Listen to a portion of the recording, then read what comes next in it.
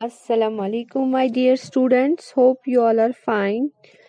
It's your science time, and we are reading lesson number 8, Safety First.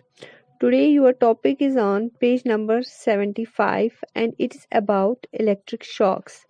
तो कल जो हमने लेसन हमने पढ़ा कि घर में अगर हम केयरलेसनेस लापरवाही बरते तो किस तरह से हम एक्सीडेंट्स का शिकार हो सकते हैं, या तो गिर सकते हैं या आग लग सकती है। तो जो आज हमारा टॉपिक है वो है इलेक्ट्रिक शॉक्स।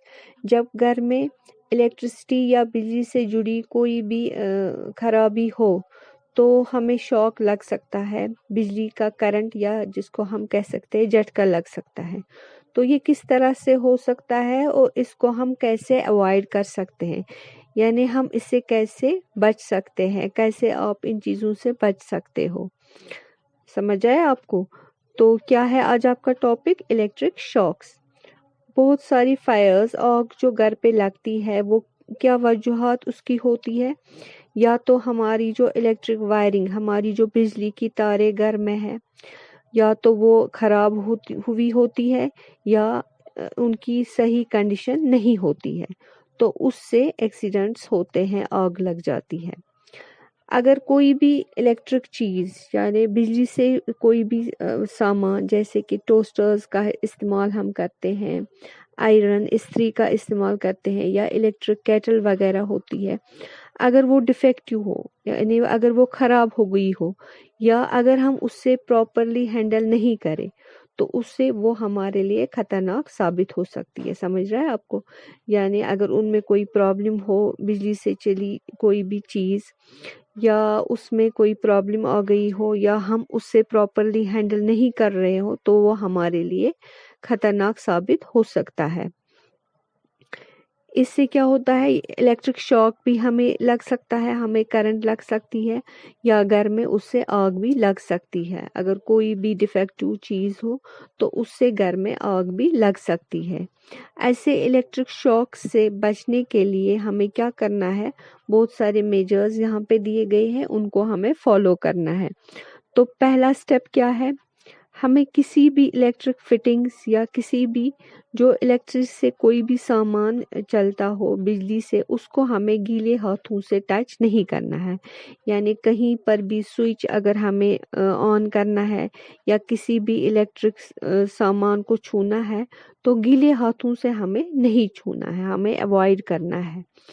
इसी तरह से जब किसी हीटर, इलेक्ट्रिक हीटर या इलेक्ट्रिक लैंप को हमें हाथ लगाना है तो पहले उसका स्विच जो है उसको ऑफ करना है। पहले स्विच को ऑफ करना है तभी उसको हमें इस्तेमाल करना है बाद में।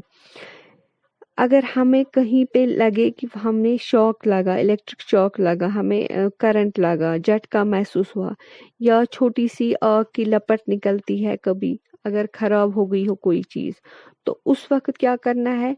जो घर में मेन स्विच होता है जिससे सारे घर को इलेक्ट्रिसिटी सप्लाई होती है, तो पहले वो हमें मेन स्विच जो है वो जाके इमिडिएटली बंद करना है, फौरन बंद करना है, ताकि जहाँ पे ये आग लगी हो पहले हम उसको ठीक कर सकें और बाकी घर नुकसान होने से बच जाए।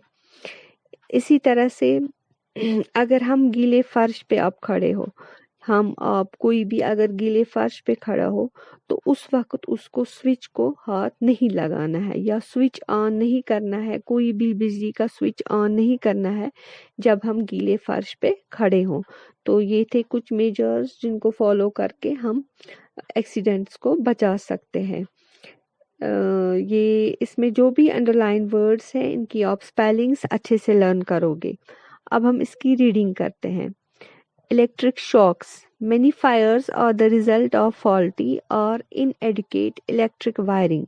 If electric gadgets like toasters, irons, kettles, etc. are defective or not handled carefully, they may prove to be dangerous.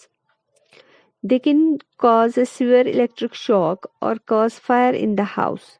To avoid such electric shocks, the following measures should be taken. Never touch electrical fittings or appliances with wet hands. The switches should be turned off before touching heaters, lamps, etc. In case you get a shock or notice a spark, turn off the main switch immediately. Never put switches on while you are standing on a wet floor. So this is all for today. Okay, Allah Hafiz.